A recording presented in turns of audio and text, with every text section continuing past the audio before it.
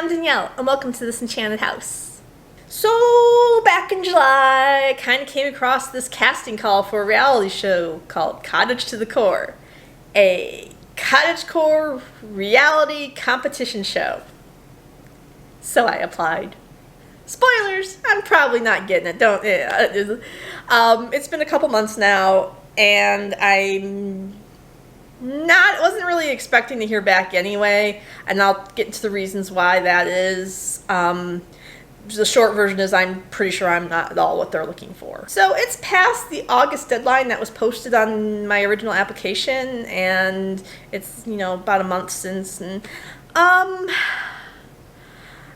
kind of want to talk about the idea of a cottagecore reality show, and how it could be really good and really fun, and how it could be an absolute disaster. When we think reality television, I think we go to the most tawdry examples in our head, whether it's, The Real Housewives or The Bachelor, where there's producers kind of behind the scenes stirring up drama and, making things seem all crazy and wild and out of control. But recently we've kind of seen the rise of the comfort reality show, the one where it's positive and it's happy and you feel good watching it, and it's not about, and the drama comes not from, oh, Susie said this and Johnny said that, but it's really about, the drama comes from these competitors trying to create something, trying to create a project, and will they, won't they, what kind of struggles do they have to go through, what do they have to overcome.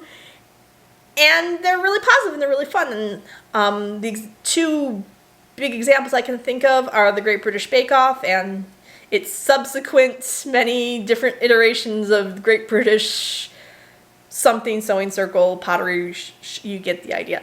And Making It with Amy Poehler and Nick Offerman on NBC, which was inspired by Bake Off, so no surprise there. The great thing about these shows is they're less about the sniping and the fighting and the sexy, and they're more about, when you do see the personal relationships, it's more about contestants being supportive and cheering each other on, and that, helping that person out so they can cross the finish line too, because you want it to be a fair competition and they did a good job and maybe their glue didn't dry quite fast enough or something, so you're going to help them get there. And they're wonderful, charming shows to watch. I enjoy them. And if I was doing a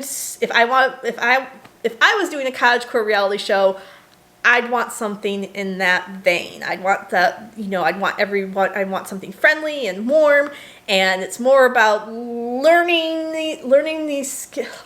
cottagecore type skills or expressing yourself with cottagecore than, what we usually kind of associate with reality shows. And nothing against those other reality shows. I've watched some really trashy reality shows in my lifetime too. They're entertaining for what they are, but sometimes it can get in the way of something else that's really good. So if Cottage to the Core is going to go in that direction, and I have no idea what it's going to be, but that would be what I would hope for. And there are some evidence that might be the direction they're going to. So the company that's producing this show is called Hello Sunshine. It's a production company that was founded by Reese Witherspoon, and she's still a stakeholder in the company, but she did sell it off recently, but she's still involved. Their mission statement includes this great line: "We are about shining a light on female authorship and agency," which,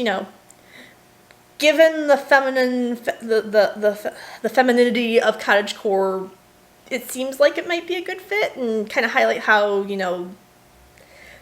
the skills associated with cottagecore actually really involve a lot of work and effort. Also promising is they're responsible for some really high-end, award-winning productions, including Gone Girl, Pretty Little Liars, and The Morning Show. The other really positive thing is they also had a statement on the application that read, "We are committed to diverse, inclusive casting. Please apply without regard to disability, race, color, national origin, sexual orientation, or gender identity." So it looks like they're trying to be open and inclusive. I would hope that, you could still, I'll kind of get into some things that have me concerned. They really are marketing this towards women and talk about women, but I would really hope that if a man applied, they would seriously consider him, because nothing in cottagecore requires any particular gender identity or any particular body parts. It's something that anyone can do. I know there's a group out there who try to gatekeep it, try to make it something that it's kind of not really. There's a lot of positives here that, this show, if it ever comes to fruition, could be a really wonderful, happy, positive show.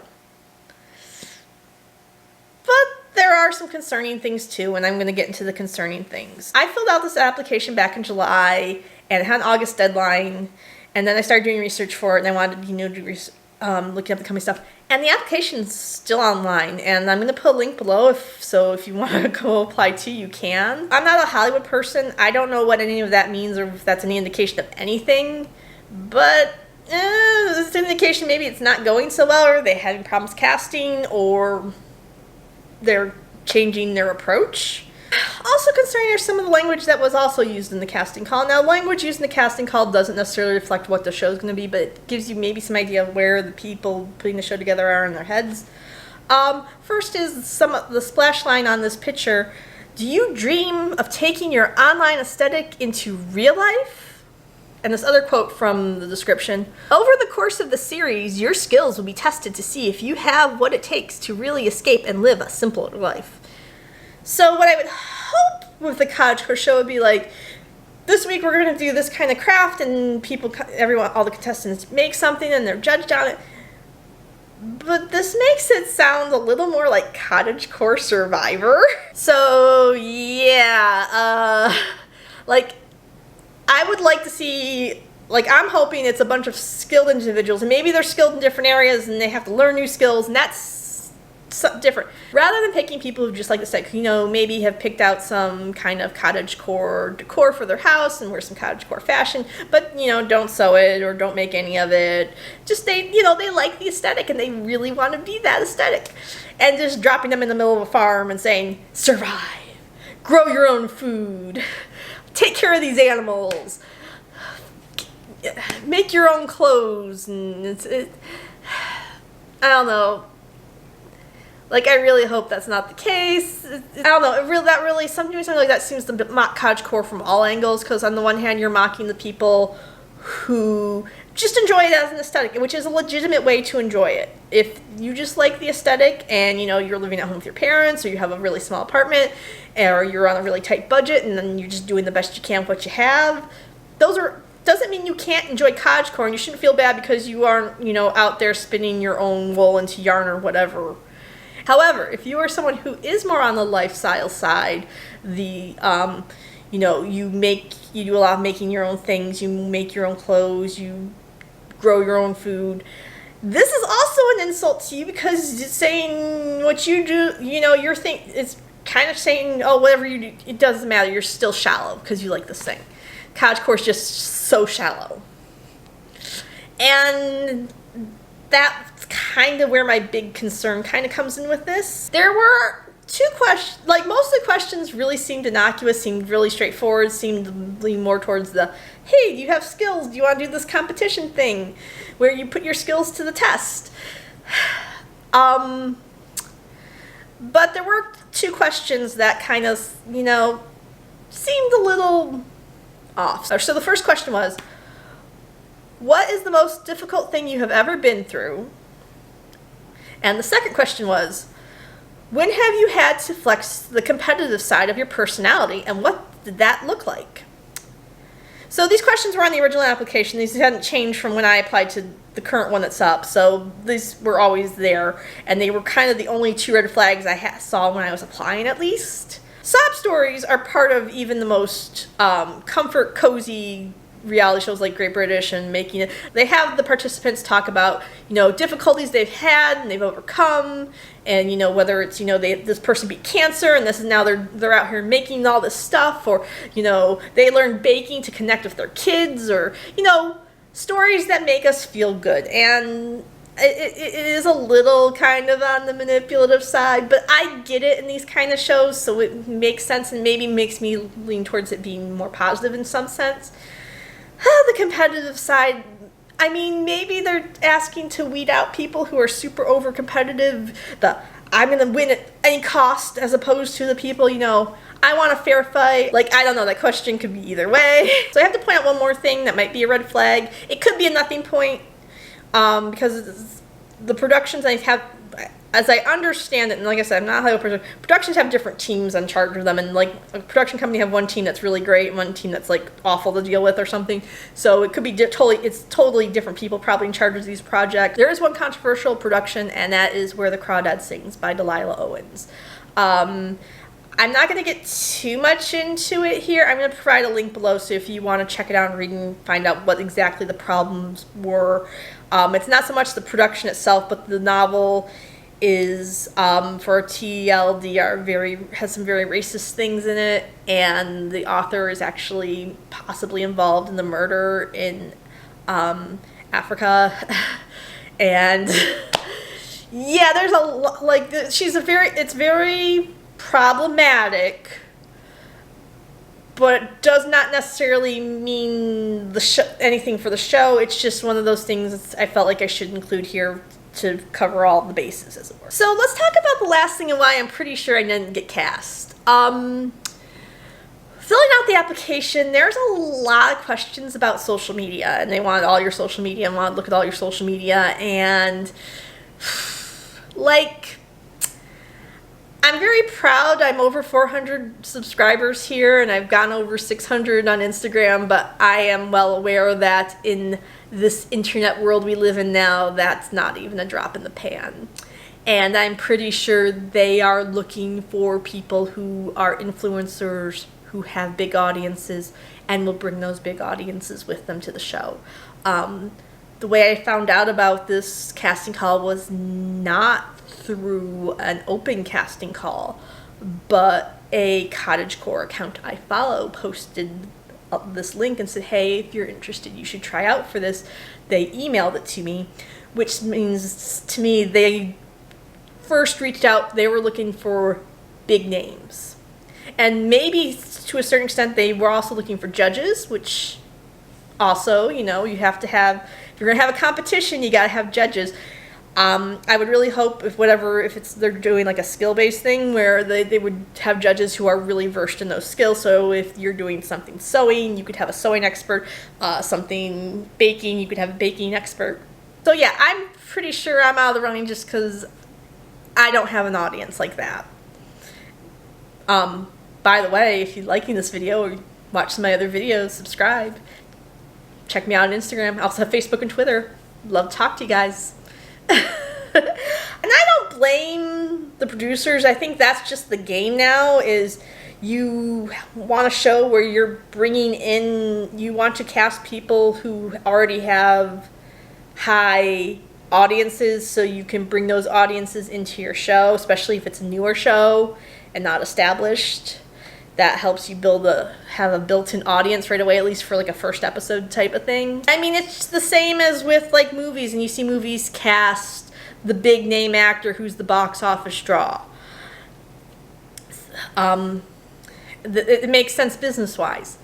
Where my concern kind of comes in there is, so let's take the movie example. Sometimes you bring in the big name person and they're just not a fit for the role, and I don't know, there's this idea that you're more concerned about them being an influencer than actually being someone who's cottagecore. That could cause problems, and it also leads back to the, let's bring those cottagecore aesthetic people in and drop them in and make them do, like, clean up after cows and have to clean up poop, and it'll be funny, and it's like, I don't know. These are my concerns. These are my thoughts. This show might not even happen. It's in the casting process. That doesn't, I know, as far as I couldn't find, like, I was looking research if they had started taping, if there's any kind of press announcement, any kind of promotional thing. And I don't know the fate of the show. The other thing, not red flag for the show itself, but the other thing that makes me wonder if this show will ever come to fruition is that when I applied, the application said that this program was lined up for a major streaming service. And that language has disappeared. So, I don't know. I mean, if they've already, it might be so we've already put so much effort into this, maybe we should see what can happen. And if we had someone who was interested, maybe if we put something together, we can get someone who's interested, or they'll come back with an offer. I don't know. I'm not one of those insider people. I've only kind of read about that stuff because I'm kind of a nerd. So with like geeky shows and comic book adaptations and novel adaptations, reading things by people like Neil Gaiman and Gail Carriage, or talking about when having their works adapted and stuff, and the process they've gone through, and what it looks like. I mean, that's my only insider knowledge, and that's not a whole lot. So take all of this with a grain of salt. To kind of sum up here my TLDR, I like the idea of a possible cottagecore reality show. I really hope it veers more towards the comfort reality shows and less towards the drama shows. I've seen what happens, and you're like, well, what's the difference? There's a reality show that I both love and hate called Steampunk'd. As you guys, if you are familiar with my channel at all, you know I am a huge steampunk person. I have lots of videos on it, and go check those out too, if you're not familiar with steampunk. So at one point, Game Show Network did a steampunk reality show called Steampunk'd. And I loved it. The builders on it were amazing. They did some amazing things. But the show producers, rather than concentrate on what the people were doing and making, just seemed to stir up a lot of drama and concentrate on a lot of, personal drama, and I don't know. It's not fun to watch, and it kind of ruined it for me. Another example is the first season of Face Off on Sci-Fi. It was a Hollywood makeup competition show, and only the first season. And I will say, after the first season, they learned their lesson, and it got a ton better because of it. Like, the first season, there's a sort of weird love triangle plot they're trying to make happen, I guess. I don't know. I really hope they are going for more for the comfort over the drama. I really hope they're going more for the craft over the survivor. But yeah, and like I said, might not even happen. So I'd love to hear what you guys think. What would you want a cottagecore reality show? Were you rolling your eyes at the mention of it? Do you have any suggestions, thoughts of what you'd like to see in something like that? Things you would dread about something like that? Did you apply? Yeah, leave me a comment below. I'd love to hear what you guys think. You can also catch up with me on my Instagram, Facebook, and Twitter. I'll have links below. You can carry on the conversation over there. If you like this video, please give it a like. Please check out my other videos. I do a lot of cottagecore and aesthetic, and if you like what you see here, please subscribe, and then you can keep up with the latest and the greatest. I hope you guys have an enchanted day, and I'll see you guys next time. Bye!